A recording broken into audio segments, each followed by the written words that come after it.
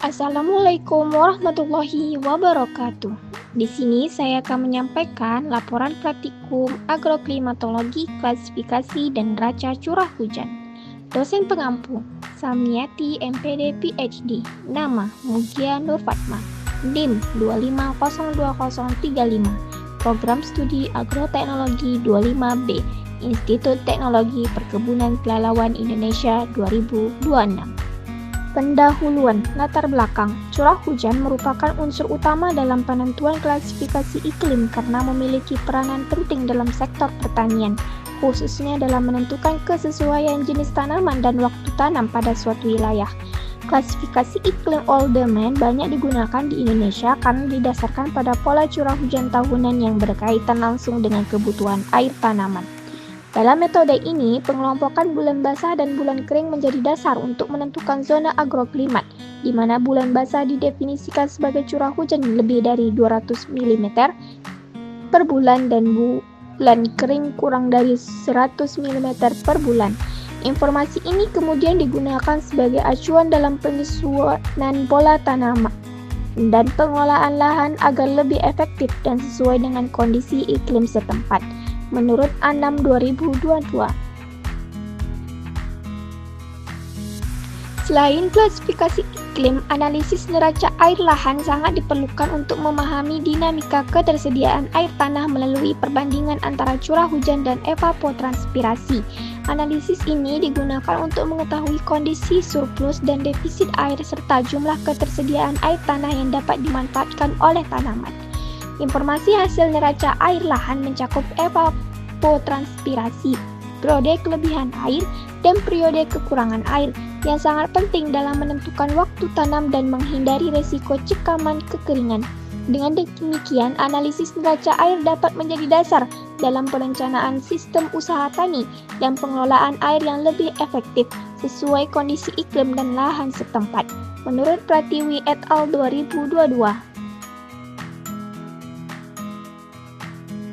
Adapun tujuan praktikum ini dilakukan ialah mengetahui cara mengklasifikasikan curah hujan berdasarkan data iklim dan menganalisis kondisi surplus dan defisit air melalui neraca curah hujan.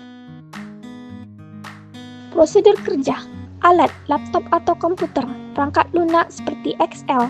Bahan, data curah hujan 10 tahun terakhir di Jayapura. Hasil, data curah hujan 10 tahun terakhir dengan rata-ratanya. Kemudian, kualifikasi data curah hujan 10 tahun terakhir. Kemudian, klasifikasi Oldoman. Kemudian, ada data curah hujan ET, grafik, P dikurang ET, dan menentukan potensi defisit air. Terakhir, data rekomendasi pola tanaman di Kota Jayapura. Analisis data curah hujan di Kota Jayapura selama 10 tahun menunjukkan variasi musiman dengan hujan tinggi sepanjang tahun. Rata-rata curah hujan bulanan berkisar antara 199 mm sampai 279 mm. Bulan April memiliki curah hujan tertinggi dengan 279 mm, diikuti Maret dan Desember masing-masing 269 mm. Agustus tercatat sebagai bulan terendah dengan 199 mm. Hampir setiap bulan memiliki curah hujan di atas 150 mm, menunjukkan kondisi tidak kering. Analisis curah hujan di Kota Jayapura menunjukkan bahwa wilayah ini memiliki pola iklim tropis basah dengan curah hujan tinggi sepanjang tahun tanpa bulan kering yang signifikan. Pola hujan bersifat monsunal dengan puncak pada awal dan akhir tahun yang dipengaruhi oleh faktor monsun, topografi, dan kedekatannya dengan Samudra Pasifik. Selain itu, terdapat kecenderungan peningkatan curah hujan serta pergeseran dari bulan lembab ke bulan basah yang mencerminkan dinamika perubahan iklim di wilayah tersebut. Menurut Tula et al. 2022. Hasil pembahasan klasifikasi data curah hujan 10 tahun terakhir di Jayapura menunjukkan bahwa hampir seluruh tahun dikategorikan sebagai bulan basah. Dengan 11 bulan memiliki curah hujan di atas 200 mm, hanya bulan Agustus yang dianggap sebagai bulan lembab dengan nilai 199 mm. Kondisi ini sejalan dengan karakteristik iklim tropis basah di Jayapura yang didominasi oleh bulan basah dan lembab tanpa adanya bulan kering yang signifikan, menurut Tula et al. 2022. Berdasarkan klasifikasi iklim Oldman, wilayah kota Jayapura memiliki jumlah bulan basah berturut-turut antara 7 hingga 9 bulan. Hal ini menempatkan Jayapura ke dalam klasifikasi tipe B dengan karakteristik wilayah yang basah. Secara agroklimatologi, kondisi ini sangat menguntungkan bagi sektor pertanian karena ketersediaan air yang cukup stabil sepanjang musim untuk mendukung pertumbuhan berbagai komoditas. Oleh karena itu, rekomendasi jenis tanaman yang sesuai untuk dikembangkan pada tipe iklim ini meliputi tanaman padi sawah kedelai atau sistem penanaman tumpang sari. Klasifikasi agroklimat Oldman mengelompokkan tipe iklim di Indonesia berdasarkan jumlah bulan basah dan bulan kering. Bulan basah memiliki curah hujan lebih dari 200 mm, sedangkan bulan kering kurang dari 100 mm. Klasifikasi ini membantu dalam menentukan pola tanam, terutama pada tanaman pangan seperti padi, menurut Saputra dan Yulianti 2018. Analisis keseimbangan air di Kota Jayapura dilakukan dengan membandingkan nilai curah hujan terhadap nilai evapotranspirasi konstan sebesar 120 mm per bulan. Kondisi surplus terjadi pada bulan Februari, Maret, April, Mei, November, dan Desember. Pada periode tersebut, akumulasi curah hujan melebihi kebutuhan evaporasi, dengan nilai surplus tertinggi tercatat pada bulan April sebesar 159 mm. Sebaliknya, kondisi defisit teramati pada bulan Januari, Juni, Juli, Agustus, September, dan Oktober. Analisis neraca air di Kota Jayapura dilakukan dengan membandingkan ketersediaan air dari curah hujan dan kebutuhan air untuk menentukan kondisi surplus dan defisit. Kondisi surplus terjadi saat ketersediaan air melebihi kebutuhan, sedangkan defisit terjadi ketika kebutuhan air lebih besar dari ketersediaannya, menurut Wambrau et al. 2025. Visualisasi data menggunakan grafik perubahan P dikurang ET menunjukkan bagaimana ketersediaan air berubah-ubah tetapi tetap baik di Kota Jayapura sepanjang tahun. Dari tabel yang ada, terlihat bahwa neraca air meningkatkan di awal tahun dan mencapai titik tertinggi di bulan April dengan angka 159, yang menunjukkan bahwa cadangan air sangat banyak. Namun, setelah itu, grafiknya turun dengan cepat sampai berada di titik terendah di bulan Agustus dengan angka 79. Walaupun ada penurunan dalam nilai P dikurang ET di tengah tahun, semua data masih di atas 0, yang artinya jumlah hujan P selalu lebih tinggi daripada tingkat penguapan ET.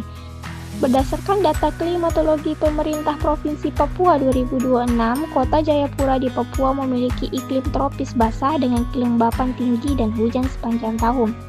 Karakteristik geografis pesisirnya membuat curah hujan selalu lebih tinggi dari penguapan.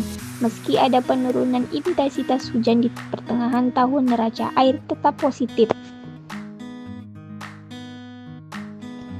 Berdasarkan hasil analisis data hujan, ada kemungkinan kekurangan air di beberapa bulan tertentu di Kota Jayapura. Dari data yang ditafsirkan, kekurangan air ini terlihat terjadi pada bulan Januari, Juni, Juli, Agustus, September, dan Oktober. Hal ini terutama disebabkan oleh jumlah hujan yang sedikit di bulan-bulan tersebut jika dibandingkan dengan kebutuhan air atau penguapan dari tanah. Kemungkinan terjadinya kekurangan air pada bulan-bulan tertentu di Jayapura sejalan dengan dinamika variabilitas curah hujan yang dipengaruhi oleh pola musiman. Meskipun secara umum Jayapura memiliki curah hujan tinggi, terdapat periode tertentu dengan penurunan intensitas hujan yang dapat menyebabkan berkurangnya ketersediaan air relatif terhadap kebutuhan evapotranspirasi. Kondisi ini menunjukkan bahwa distribusi curah hujan yang tidak merata dapat memicu terjadinya defisit air pada waktu-waktu tertentu, meskipun wilayah tersebut termasuk beriklim basah, menurut Tula et al. 2022. Penyusunan saran cara bercocok tanam di Kota Jayapura berdasarkan ketersediaan air dan kondisi hujan. Rencana penanaman dibagi menjadi 3 pola. Pola tanaman 1 tanpa irigasi khusus fokus pada padi, koko, jagung, dan ubi kayu, serta ubi jala dan kacang-kacangan di akhir musim hujan. Pola tanaman 2 dengan irigasi baik lebih menekankan sayuran bernilai tinggi. Pola tanaman 3 menyediakan pilihan padi dan cabai saat musim hujan, serta tanaman hias di bulan Agustus untuk menjaga produktivitas lahan.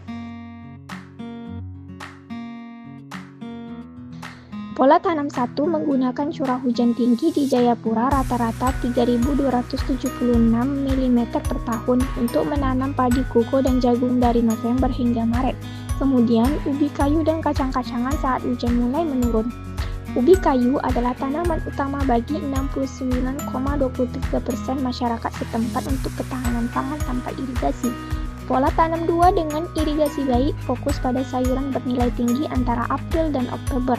Dengan pengaturan air yang baik, petani dapat mengatasi masalah kelembaban rendah, terutama di bulan Oktober, dan meningkatkan pertumbuhan sayur yang sensitif terhadap kekeringan. Pola tanam 3 menggabungkan padi dan cabai saat musim hujan dan menanam tanaman hias pada bulan Agustus untuk menjaga produktivitas dan melindungi tanah. Praktik ini membantu konservasi tanah dan mencegah erosi akibat alih guna lahan, menurut Muyan dan Mariai 2017. Adapun kesimpulan dari praktikum ini, yang pertama karakteristik hujan. Jayapura memiliki curah hujan sangat tinggi dengan rata-rata 2.868 mm per tahun, di mana puncak hujan terjadi pada April 279 mm dan terendah pada Agustus 199 mm. Klasifikasi iklim. Berdasarkan metode Oldham, wilayah ini termasuk tipe B, basah, dengan 7 hingga 9 bulan basah berturut-turut. Deraca air. Kondisi air selalu surplus sepanjang tahun karena curah hujan selalu lebih besar dari evapotranspirasi. Meskipun terdapat penurunan cadangan air, defisit relatif pada bulan Januari dan periode Juni hingga Oktober. Rekomendasi pertanian. Sangat mendukung tanaman pangan, padi koko, jagung, ubi, dan hortikultura. Pada bulan Agustus, disarankan beralih ke tanaman yang lebih toleran terhadap air seperti ubi jalar atau kacang-kacangan. Konservasi. Diperlukan penerapan pertanian konservasi, terutama di area pegunungan seperti Sailop, untuk mencegah erosi dan banjir akibat tingginya curah hujan. Daftar pustaka. Sekian laporan praktikum agroklimatologi yang saya sampaikan. Terima kasih. Wassalamualaikum warahmatullahi wabarakatuh.